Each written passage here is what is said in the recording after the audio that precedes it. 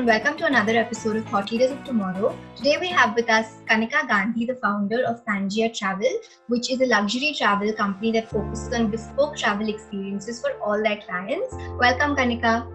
Hi. So nice for you to join us today. Should we get started? Yes, sure.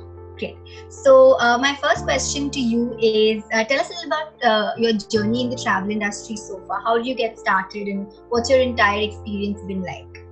So travel hasn't been my first occupation. I used to work in advertising, and then I worked at Ernst & Young in the corporate sector. And my mum has a travel company by the name of Cutting Edge. And one fine day, I just was really tempted to see what she's doing, because it's always been something I've been excited about, but I never delved into professionally.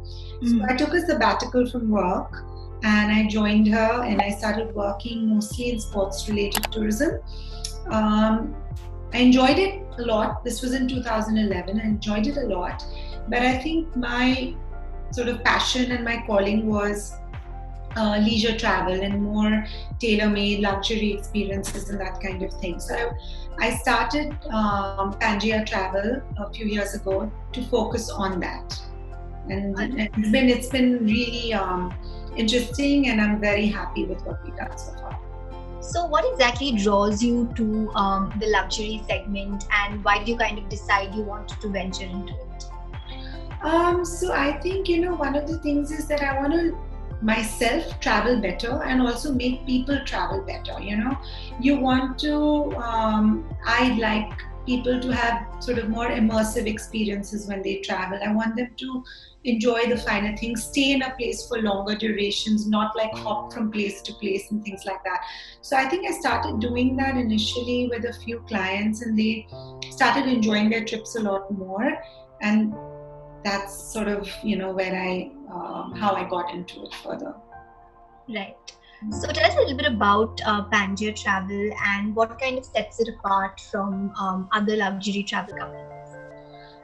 So we focus a lot on, like I already mentioned, tailor-made stuff, but we do a lot of interest-based travel as well. So we understand what the clients are looking for, and then we create an entire itinerary or experience around it. So for example, for a client's 60th birthday, they wanted to do mostly food and like wine and gastronomy related things. So we did a 1 week, stay in Bordeaux, where they dined at the best places, went to the best vineyards, and so on and so forth. We've done a lot of adventure related things for people who are into the outdoors. So I think we do a lot of interest based travel, and we create experiences around what people want. Right. Yeah. Also within the travel industry, I think there's a huge percentage of younger entrepreneurs who are in the travel space. Yeah. How do you think such young leaders can really bring about a change in the travel industry? In what spheres do you think they can make a difference? So I think one of the biggest things is creating a lot of awareness about travel in general. I mean, a lot of them are using online platforms, social media, and so on to inform people about what's really out there and what they can do on their trips. So I think social media is a big one that the young generation is using. Of course, technology, using apps to sort of give itineraries in a more presentable format. It makes the whole experience really wow to begin with, So you're not getting random pages of documents and stuff. It's a really beautifully presented itinerary that comes to you. These are apps that people are using, the younger generation is using.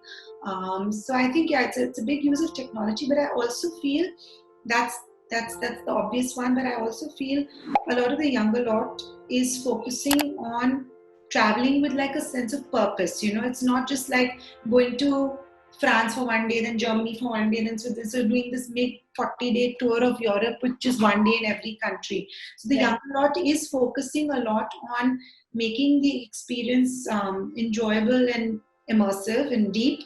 So they've learned from what was there in the past, that was not an enjoyable way to travel. Yeah. So this is something that they are inculcating as well.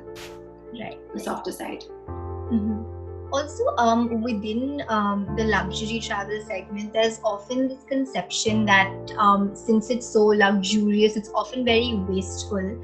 And now when there's the conversation around sustainability is so prominent, how do you think the luxury travel segment is kind of learning to incorporate sustainability in the way that it functions?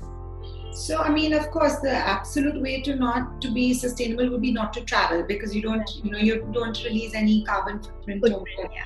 But in the event that we are traveling, I think some of the hotels are doing a fabulous job of actually imbibing this ethos of being sustainable. You take Soneva, for example. I mean, it's in their blood, from every step of the way, that when you're at their hotels, you will realize how everything is one with nature. It's eco-friendly, it's sustainable, and I think they've taken the leadership in that sense on doing these kind of things. But I think, from a perspective of what we can do, for example, a lot of my clients have kids that are interested in wildlife and things like that. So we do suggest programs to them when they travel, wherein they can help in conservancy projects, wherein they can, give back to communities and things like that. Also, there are clients who are very conscious of this. So we pick hotels, or we pick experiences for them that involve this kind of thing on their trips, so they can actually give back to the environment or to communities that they're visiting. So when we're talking about the coronavirus pandemic, how do you think that's kind of impacted your organization, and how have you all been managing client relationships given all that's happening right now? So I think, of course, it has had a negative effect in the sense that we haven't traveled, nobody's traveled, so business has been down. That was obvious. But I think on the flip side, what we've done is we've invested this time in deciding what really to focus on going forward. How to create comfort in travel again. Right now, our clients are looking towards us for to be so that we're dependable. We give them the right kind of information and things like that. So I have a client who will call me and say, should I do this, should I go here? I think they're looking to us and not a search engine to guide them about where to go, what protocols to follow. So I think it's kind of brought a lot of people back to the agents, because they can trust us. Whether it was with refunds, we've given everyone refunds when they cancel their trips, whereas things that were online took forever. They've had to chase call centers and things like that. So it's instilled a lot more faith and trust in travel agents. So that's the positive side of it. And I think, once travel bubbles are already happening, so once things start opening up, people want to travel. So I'm seeing interest in it again, looking forward to it. Yeah. Do you think post the pandemic there are going to be any specific emerging luxury travel trends that will come up? So I think for the very first trend that's come up is actually people trying to fly private, because they want to avoid as much contact as possible. So we're already seeing requests and bookings for private jets. Also, in the luxury segment, we're seeing a lot of people asking us for accommodation that is absolutely private, like a villa or whatever, or a boutique hotel that say has 8 rooms or 10 rooms that are widely spaced.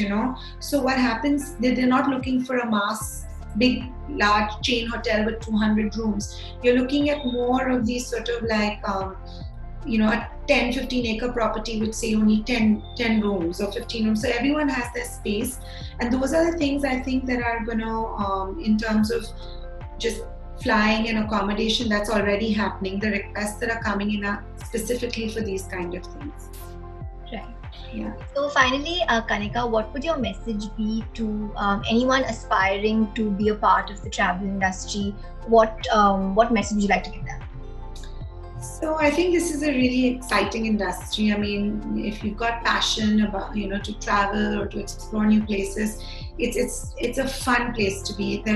There's you get to explore and do things on your own as well. So you do that, and then you can bring it back to your work. And there's so much happening. This field, this industry is ever changing, ever evolving. If you have good ideas that can, click with people, click with travelers, there's always space for something new and interesting. Yeah. So I think it's a great place to be. Great. Thank you so much for chatting with us today, Kanika. It was lovely speaking with you. Lovely speaking with you as well. Thanks for your time. Thank you.